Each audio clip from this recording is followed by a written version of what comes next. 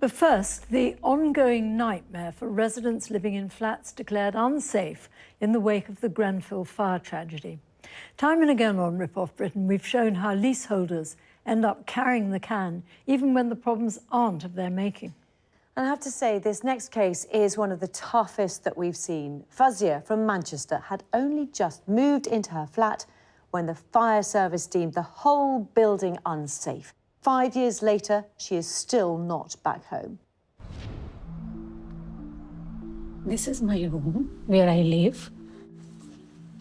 And this is my bed. I have no place to put my stuff.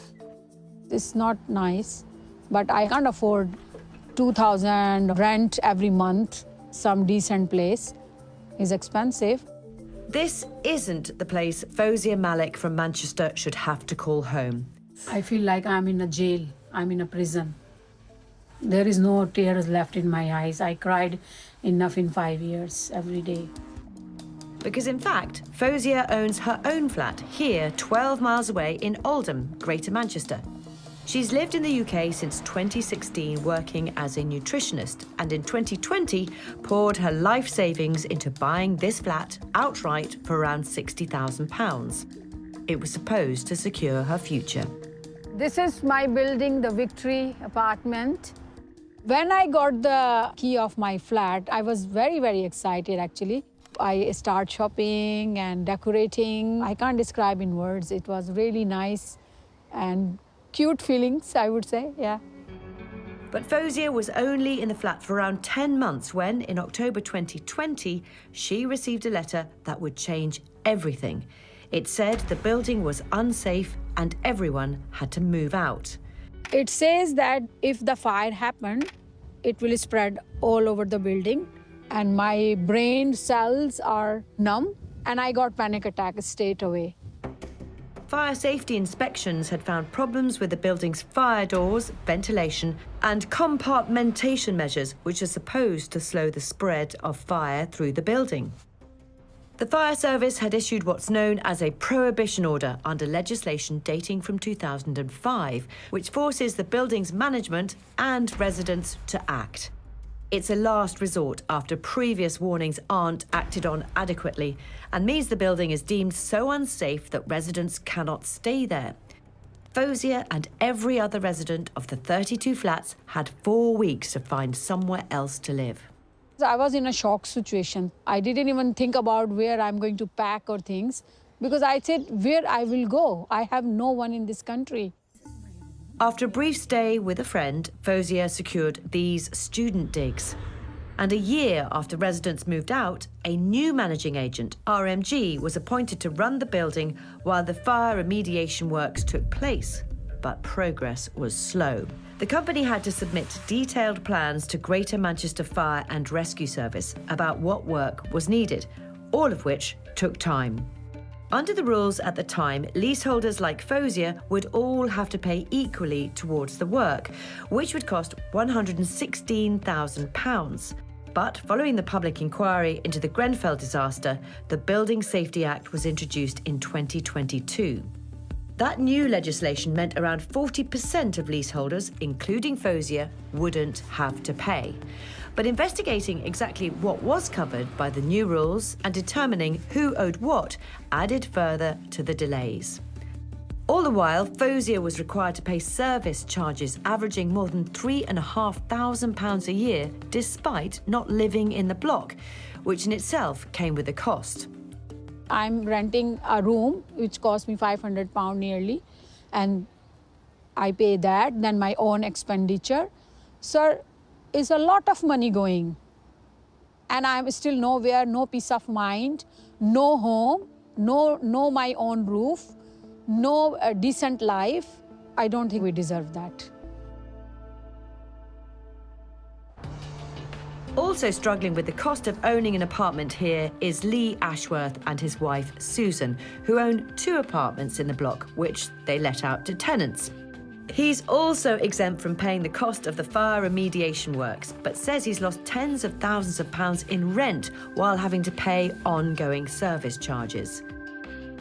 We bought the flats because both me and my wife had retired, And we wanted some form of investment income because pensions were paying out very low.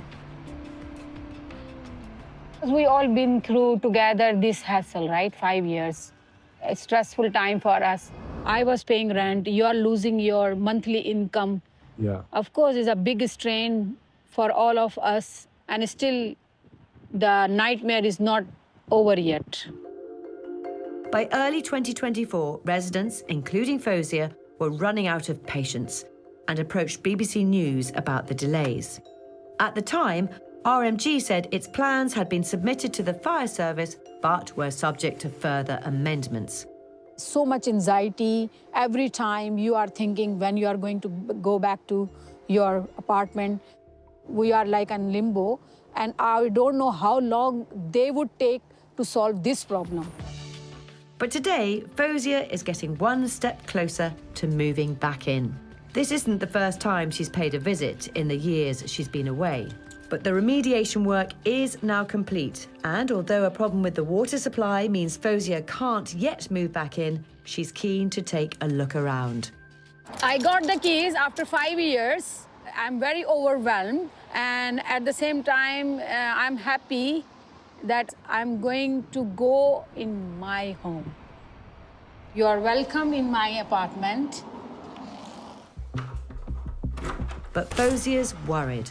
She believes activity by contractors means the flat is not in the condition she left it in. When we left the house, it was spotless and clean.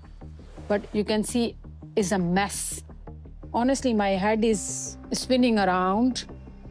I'm overwhelmed. It's so heartbreaking seeing your flat like this. But while the flat's going to need more work before she can call it home again, Fozia is happy the wait is finally coming to an end. Now they're satisfied and they lifted the prohibition notice. It means they're satisfied with their work. So that is a big relief in my head that, okay, the building is safe. So it took 5 years, which is absolutely shocking for me that how it took a long time. What an awful situation. To talk about it, I'm joined now by consumer lawyer from Which, Lisa Webb, thank you, and fire safety expert Andrea White joins us from down the line from Hampshire. Andrea, the first thing I want to ask you is this seems like such a long time. Is that a long time in your experience? In my experience, a project like this, taking this amount of time to get residents back into the building is not at all surprising. We know that a prohibition notice was issued, and after that, it takes time to fully identify what the issues are, put together a scope of works, put that out to tender, and then it's a case of securing contractors to carry out those works. So it is a long time, but I can understand why it's taken this length of time. Are there any actual deadlines in place? So prohibition notices are issued when the situation is considered to present a risk of death or serious injury and where risk-reducing measures can't be taken. In answer to your question about deadlines, the prohibition notice can remain in place indefinitely. And Lisa, I just want to get your take on this with regard to the managing agents. Do they have any responsibility to rehouse or support residents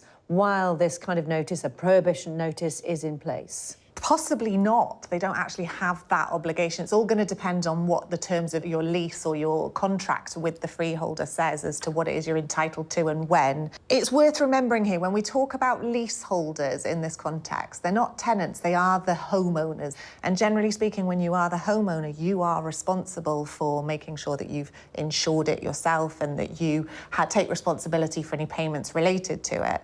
But obviously there will be other insurance in place to cover the rest of the building. So insuring the building, fixing any issues for the building will probably come out of payments that you as the leaseholder have to make as part of your service charge. And we've heard, haven't we, how residents have continued to be charged maintenance fees during all of this time, during these 5 years. What's that for, and are they reasonable?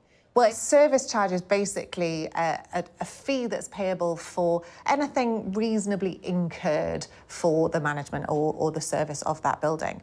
Now, if they've been incurred and they are reasonable, then yes, of course, they're payable. But if they haven't been incurred during those 5 years, you know, for example, there might be some services like cleaning that haven't been done and you're still paying for that, it's definitely worth challenging. But also you can go to someone called the First Tier Property Tribunal who can actually assess whether or not those are fair or not. It is worth noting, though, that there will be some maintenance required, even though no one's living there. So it's understandable that some fees will be charged. Whether or not they're reasonable, though, does need assessing. When we spoke to RMG, the management company for the Victory Apartments, it told us it has great sympathy for the residents, noting that the Prohibition Notice was served more than a year before it began to manage the building, at a time when that responsibility lay with leaseholders.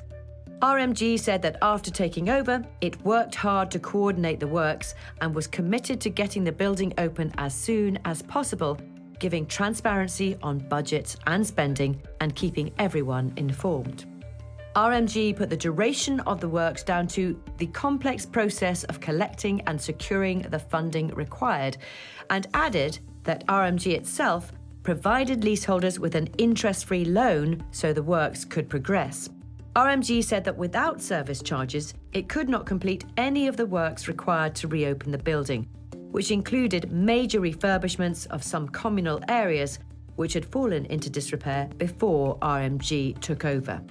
And RMG also told us that while the internal condition of individual apartments is not its responsibility, all contractors are instructed to clean any mess after works are completed.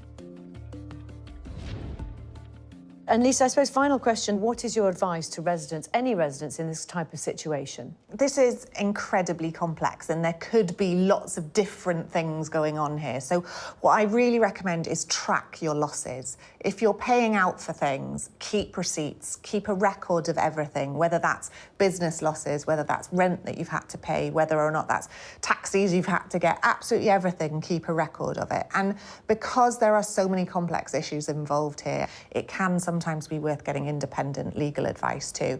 Everyone will have a slightly different story, so there isn't going to be one size fits all for everyone. But it's absolutely worth tracking everything and checking whether or not you're entitled to get any money back. Lisa, thank you very much. Andrea as well, thank you both for your time. Well, we've been in touch again with Fozia since filming, and I'm happy to say she has now, finally, moved back into her flat.